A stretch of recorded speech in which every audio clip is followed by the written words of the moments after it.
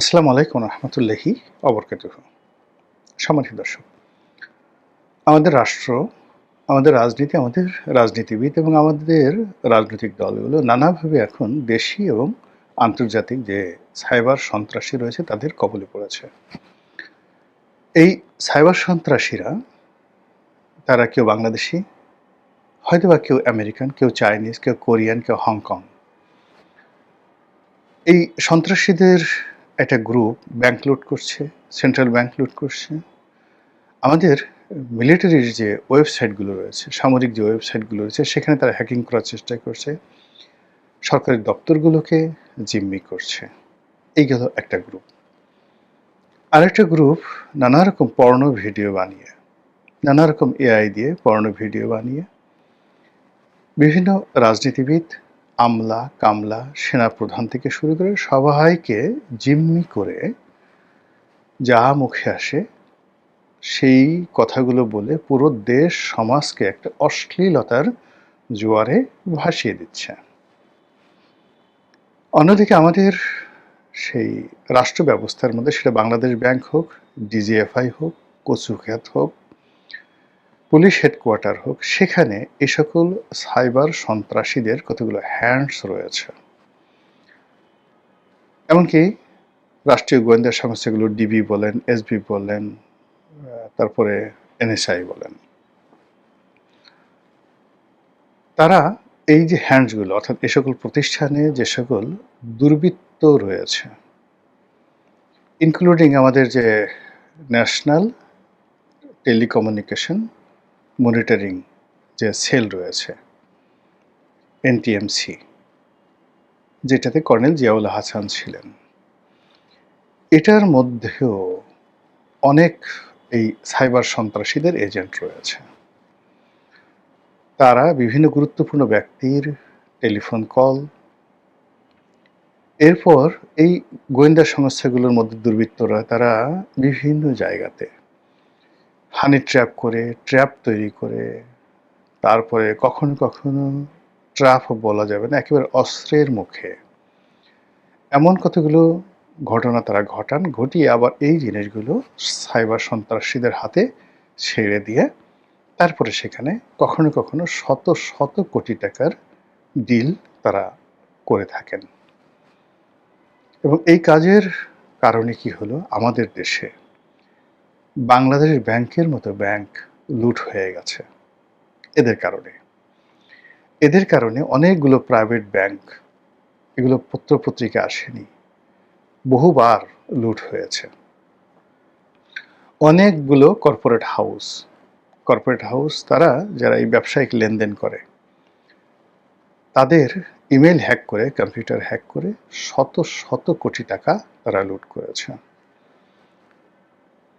ব্যক্তিগত স্বাধীনতা যারা আছে, ফেসবুক ব্যবহার করেন, ইউটিউব ব্যবহার করেন, এখানে সেই তাদের যে হ্যাকিং এক্সপার্টনেস, এটা ব্যবহার করে বহু পরিবারকে তছনছ করে দিয়ে এখন টোটাল দেশ, হোল কান্ট্রি, ইংরেজিতে যেটিকে বলা হয় ট্রাম্বলিং ইন ফেয়ার, ভয়ে থলথল করে কাঁপছে এই সন্ত্রাসীদের যন্ত্রণায়।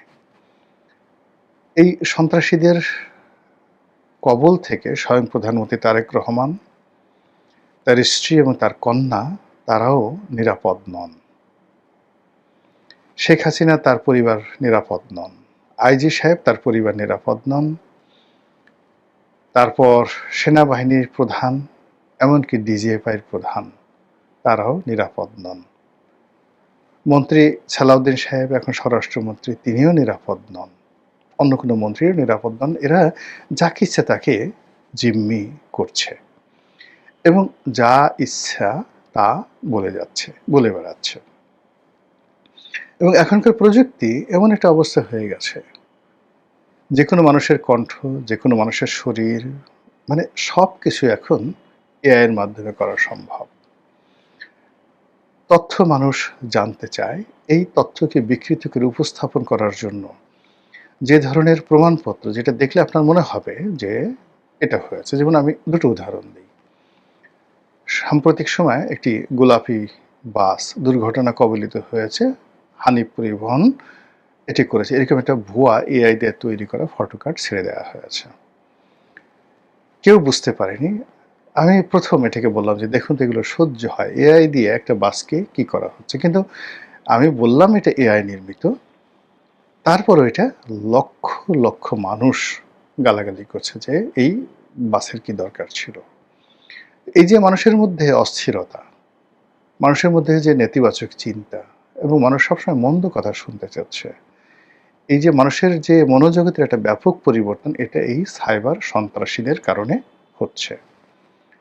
তারেক রহমান সাহেব কখন ভারতে যাবেন? ভারতের দিল্লির কোন হোটেলে তিনি থাকবেন? এটা সরকারি কর্মকর্তারা জানার আগে বাংলাদেশের কিছু সোর্স জেনে যাচ্ছে, এট দ্য সেম টাইম এই খবরগুলো সাইবার সন্ত্রাসীদের কাছে চলে যাচ্ছে। রাষ্ট্রের গুরুত্বপূর্ণ ব্যক্তিদের পারিবারিক জীবন, ব্যক্তিগত জীবন, এই তথ্যগুলো, তাদের ফাইন্যান্সিয়াল ট্রানজাকশন, দেশি বিদেশের যত কিছু খবর যেগুলো সিক্রেটলি, মানে দেখা গেল ঘটনা সত্য, একেবারে ঘটনা সত্য, কিন্তু এগুলো প্রচার করাটা রাষ্ট্রের জন্য কল্যাণজনক হবে না, সমাজের জন্য ভালো হবে না, রাজনীতির জন্য ভালো হবে না। তো এইরকম বিষয়গুলো যেগুলো ডিজিএফআই এর কাছে থাকে, যেগুলো এনএসআই এর কাছে থাকে, যেগুলো এনটিএমসির কাছে থাকে, তারপর যেগুলো এসবির কাছে থাকে, ডিবির কাছে থাকে, সেই বিষয়গুলো এখন অনায়াসে উইদিন ১ মিনিটে সাইবার সন্ত্রাসীদের কাছে চলে যাচ্ছে। এই সন্ত্রাসীরা সে সকল তথ্য নিয়ে জায়গা মতো ফোন করছে এবং তাদের কাছে টাকা দাবি করছে এবং সেই টাকা অনেক ক্ষেত্রে তারা পেয়েও যাচ্ছে। যখন পাচ্ছে না তখন সেগুলো তারা আবার প্রচার করে দিচ্ছে, আবার সেই টাকা ওই যে বিভিন্ন সরকারি অফিসগুলোতে যারা জড়িত আছে তাদের মাধ্যমে এগুলো ভাগাভাগি হচ্ছে। এই যে সাইবার সিকিউরিটি, সেই সাইবার সিকিউরিটির কারণে শেখ হাসিনার সর্বনাশ ঘটেছে, ডক্টর মোহাম্মদ ইউনূসের সর্বনাশ ঘটেছে, আসিফ নজরুল থেকে মোস্তফা সরোয়ার ফারুকী সবার যেভাবে ঘটনা ঘটেছে, একইভাবে এই জমানাতে জামাতের আমির, জামাতের সাধারণ সম্পাদক, এনসিপির অনেক নেতৃবৃন্দ, বিএনপির অনেক নেতৃবৃন্দ, প্রভাবশালী মন্ত্রী, তারা সবাই এই সন্ত্রাসীদের নেটওয়ার্কের মধ্যে পড়ে গেছে, তাদের জালের মধ্যে পড়ে গেছে, তাদের ফাঁদের মধ্যে পড়ে গেছে। এখন সবাইকে জিম্মি করা হচ্ছে। জাস্ট কিভাবে তথ্য বিকৃত হয়, জাস্ট একটা উদাহরণ দেই। যেমন আমাদের ধরেন সালাউদ্দিন সাহেব, এখন সবাই তাকে শিলং সালাউদ্দিন ডাকছেন। একজন ভদ্রলোক, আপনি যেভাবে তিনি র্যাবের হাতে নিগৃহীত হয়েছেন, অপমানিত হয়েছেন এবং যেভাবে র্যাব তাকে বাংলাদেশ থেকে নিয়ে পাগল বানিয়ে ভারতের শিলংয়ের মাটিতে ছেড়ে দিয়েছেন, ওই ছবিটা আপনি দেখেন। শুকনো, জীর্ণ, অর্ধ উন্মাদ, চাদর গায়ে দেয় একজন মানুষ এবং তাকে যে আয়না ঘরে রেখে দীর্ঘদিন অভুক্ত রাখা হয়েছে, তার ওজন অর্ধেক করে দেওয়া হয়েছে। ওই দৃশ্য, ওই ছবি থাকার পরেও এই সাইবার সন্ত্রাসীদের কারণে আমরা এখন তাকে শিলং সালাউদ্দিন বলছি। আচ্ছা, এরপর তাকে আমরা বলছি তিনি এস আলমের লোক।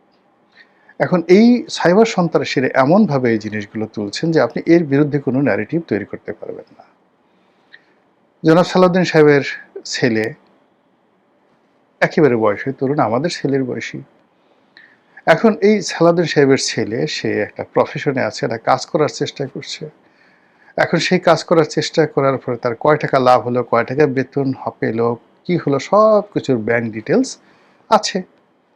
অন্যায় করলে আপনি বলেন তথ্য প্রমাণ সহকারে, কিন্তু তিনি মানে সালাউদ্দিন সাহেবের ছেলে 40,000 কোটি টাকা এখান থেকে এই কাজ করে ফেলছে। এই ধরনের ভুয়া তথ্য দিয়ে এই সাইবার সন্ত্রাসীরা মানে সালাউদ্দিন সাহেবের মতো সবচেয়ে পাওয়ারফুল মানুষকে তছনছ করে দিচ্ছে। এবং এই যে সাইবার সন্ত্রাসীদের এই আক্রমণটা গত 2 বছরে মারাত্মক আকার ধারণ করেছে। যতটুকু আমি জানি যে আওয়ামী লীগ জামানাতে স্বরাষ্ট্রমন্ত্রী ছিলেন আসাদুজ্জামান খান কামাল। একেবারে নিতান্ত ভদ্রলোক মানুষ, শান্তশিষ্ট মানুষ, কারো ওইভাবে ক্ষতি কখনো করেছেন এরকম আমাদের জানা নেই। কিন্তু যেহেতু তিনি স্বরাষ্ট্র মন্ত্রণালয়ের মতো একটা মন্ত্রণালয়ের মন্ত্রী, কাজেই তাকে এটা টোকা দিবে, এটা বাজে কথা বলবে, তার ছেলেকে নিয়ে এটা কোনো সাইবার সন্ত্রাসী এটা রিপোর্ট করবে, এই ধরনের কথা কেউ কল্পনায় আসতো না। যদি আওয়ামী লীগ জমানাতে সেই সালাউদ্দিন সাহেবের ছেলেকে নিয়ে যে ঘটনা এখন ঘটছে, এরকম ঘটনা যদি সেই আসাদুজ্জামান খান কামালের ছেলের ক্ষেত্রে ঘটতো, সঙ্গে সঙ্গে আসাদুজ্জামান খান কামালের কিচ্ছু বলতে হতো না, সঙ্গে সঙ্গে বিপ্লব, হারুন, মেহেদি, এরপরে মোল্লা নজরুল, এইরকম অন্তত পক্ষে 50 জন পুলিশ কর্মকর্তা, কিচ্ছু বলতে হতো না। সেখানে আন্টু বান্টু, পিঙ্কু মিঙ্কু, ইল্লু বিল্লু, যারা এই ধরনের সন্ত্রাসী কর্মকাণ্ড করে, ওদের বাপ মা 14 গোষ্ঠী একদম ধরে এনে রীতিমতো, মানে কি বলবো, বাপের নাম ভুলিয়ে দিত, বাপের নাম ভুলিয়ে দিত। ফলে কি হলো, ওই জমানাতে কিন্তু মানে তারা পাগলামো করেছে, বদমাইশি করেছে, কিন্তু এরকম স্বরাষ্ট্রমন্ত্রীর সঙ্গে নয়। আপনি কি দেখেন তো আসাদুজ্জামান খান কামালকে নিয়ে এই ধরনের কোনো কথাবার্তা আছে কি না? কিংবা অন্য যারা খুব পাওয়ারফুল মানে ওই সময়টাতে মন্ত্রী ছিলেন, জাহাঙ্গীর কবির নানক, বাহাউদ্দিন নাসিম, তারা মন্ত্রী না কিন্তু দলের মধ্যে খুব পাওয়ারফুল ক্যাডার মেনটেন করতেন। তাদের নিয়ে দেখেন তো এই সমস্ত পাগলামি করছে কিনা? কোনো পাগলামি না। যদি এরকম কোনো পাগলামি করতো, ওদের বাড়িতে, ভিটা বাড়িতে বুলডোজার দিয়ে ভেঙে ওখানে বাগুন, মানে বেগুন চাষ করে ফেলতো। আমরা বাগুন বলি, বেগুন চাষ করে ফেলতো।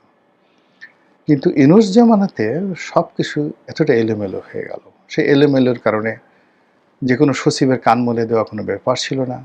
যে কোনো মন্ত্রী, সাবেক মন্ত্রী, নির্বাচন কমিশনার, প্রধান নির্বাচন কমিশনার, বিচারপতি, প্রধান বিচারপতি, তাদের গালে জুতোর বাড়ি দেওয়া, গলায় জুতোর মালা পরানো, এগুলো সব ডালভাত হয়ে গিয়েছিল। আর সেই ডালভাত হওয়ার কারণে এই টোটাল যে চক্র, মানে একটা মব চক্র, তার সঙ্গে একটা সাইবার সন্ত্রাসী, তার সঙ্গে একটা সন্ত্রাসী গ্রুপ, তার সঙ্গে অস্ত্রধারী গ্রুপ, তার সঙ্গে একটা পলিটিক্যাল গ্রুপ, রাজনৈতিক গ্রুপ, তারা সব মিলে যে সিন্ডিকেশনটা গড়ে তুলেছিল ইউনূস জমানাতে, সেই ভূত এখনো পর্যন্ত যায়নি, বরং আরও বেড়ে গেছে। এবং সেই সাইবার সন্ত্রাসীরা এখন এই নতুন যে সরকার আছে, নতুন সরকারকে যত বেশি আক্রমণ করছে, এবং তারা এখন আগে বিভিন্ন জায়গা থেকে তারা প্রমোশনাল মানি পেত। তো সেই প্রমোশনাল মানিটা বন্ধ হয়ে যখনই গেছে, সঙ্গে সঙ্গে আবার তারা তাদের যারা নিয়োগকর্তা তাদেরকেও গালাগালি করেছে, তাদেরকেও আজে বাজে কথা বলেছে, আবার টাকা পয়সা দিয়ে তাদেরকে মানে যাকে বলা হয় দমন করা গেছে। ওই যে দেখেন আরাফ নামে একটা ছেলে আছে, দুবাইতে থাকে। তো সেই আরাফের সাথে মধ্যে এরকম দেখা গেল কিছু সাইবার সন্ত্রাসীদের গন্ডগোল হয়ে গেল, সিরিয়াস। এখন আরাফ যত স্ট্রংলি সেটা মোকাবেলা করেছে, ওভাবে সালাউদ্দিন সাহেব পাচ্ছেন না। কিংবা ধরুন একজন নীলা ইব্রাহিম, ইসরাফিল, বা একজন ধরেন গোলাম মৌলা রানী, কিংবা ধরুন একজন মেঘনা আলম, আমাদের মতো সাধারণ মানুষ, আমরা ইভেন নুরুল হক নূর, আমরা যেভাবে এই ধরনের সাইবার সন্ত্রাসীদেরকে মোকাবেলা করেছি, এরা কে কি বলল, কি রিপোর্ট করলো, কোন করলো, ডাজ নট ম্যাটার। ফলে কি হলো দেখুন, যে তারা এই আমাদের মতো লোকজনকে নিয়ে আর ঘাটাঘাটি করতে সাহস পাচ্ছে না। কিন্তু তারেক রহমান সাহেবের মতো মানুষ, জুবাইদা রহমানের মতো মানুষ, জাইমা রহমানের মতো আমাদের কন্যা, সালাউদ্দিন সাহেব বা তার ছেলে, কিংবা অন্য যে সকল মন্ত্রী মিনিস্টার রয়েছে, নিতান্ত ভদ্রলোক মানুষ, ইনক্লুডিং মানে অনেক ভদ্রলোক মন্ত্রী তো আছেন না, তাদেরকে নিয়ে বা এই যে ইভেন ধরেন যে সমস্ত লোকজন ভবিষ্যতে ভালো কিছু আশা করবে, যেমন পার্থ আছেন, তো এদেরকে জিম্মি করে প্রত্যেক মুহূর্তে এই সাইবার সন্ত্রাসীরা নানা রকম কর্মকাণ্ড করে যাচ্ছে। এবং ডে বাই ডে এই সন্ত্রাসী কর্মকাণ্ড বাড়তে বাড়তে এখন এমন একটা অবস্থা হয়ে গেছে যে রাষ্ট্র কি রাজনৈতিক দলগুলো চালাচ্ছে, বিএনপি চালাচ্ছে, নির্বাচিত সরকার চালাচ্ছে, নাকি সাইবার সন্ত্রাসীরা চালাচ্ছে, এটি আর কয়দিন পরে মানুষজন প্রকাশ্যে সেই প্রশ্নগুলো করতে থাকবে। কাজে আমি মনে করি রাষ্ট্রের সর্বশক্তি নিয়োগ করে এই সাইবার সন্ত্রাসী, তাদের যে সকল এজেন্ট রয়েছে, ইভেন তাদের শেখ হাসিনা যে কাজটি করেছে, তাদের অনেক আত্মীয়-স্বজনকে দিয়ে শেখ হাসিনার জামানাতে তাদেরকে সবসময় একটা টাইটের উপর রেখেছিল, কান্নার উপরে, দোলের উপর রেখেছিল। তো সেই জিনিসটি আমার কাছে মনে হচ্ছে যে বাংলাদেশে শক্তের ভক্ত নরমের জম। এখানে কিছু মানুষ আছে আপনাকে তাদেরকে চড়-থাপ্পড় মারতে হবেই। কিছু মানুষ আছে আপনি যদি তাদেরকে লাথি না মারেন সে বুঝবেই না যে তাকে অপমান করা হয়েছে। এখানে দুর্বলের কোনো জায়গা নেই। এখানে আপনি কথা যেভাবেই বলেন না কেন, ইউ মাস্ট হ্যাভ এ পাওয়ার। আপনার শক্তি থাকতে হবে। সেই শক্তিটা যারা প্রয়োগ করেছে বা করতে পারে তারাই এই সমাজে রাজনীতি বলেন, অর্থনীতি বলেন, ব্যবসা বলেন, বাণিজ্য বলেন সব জায়গায় টিকে থাকতে পারেন। এইখানে আপনি একটু খরগোশ প্রকৃতির হলে, একটু ভদ্রলোক প্রকৃতির হলে মোটামুটি আপনাকে একেবারে মামলেট করে তারপরে সে পোজ করে ডিম যেভাবে খায় অথবা মাঝে, মাঝে ডিম আমরা অনেক সময় গিলে খেয়ে ফেলি। ঐরকমভাবে খেয়ে ফেলার মতো লোক আছে এবং সেই লোকগুলোর মধ্যে এখন সবচেয়ে রাক্ষস রূপে যারা আসছে তারা এই সাইবার সন্ত্রাসী। আল্লাহ আমাদের সবাইকে হিকমত দান করুন বুঝার, তাগত দান করুন, শক্তি দান করুন এদেরকে মোকাবেলা করার। আর যারা এদের দ্বারা ক্ষতিগ্রস্ত তারা যেন এদেরকে দেশে দেশের বাইরে উচিত শিক্ষা দিতে পারে, আল্লাহ তাদেরকে সেই তৌফিক এনায়েত করুন। আসসালামু আলাইকুম ওয়া রাহমাতুল্লাহি ওয়া বারাকাতুহু।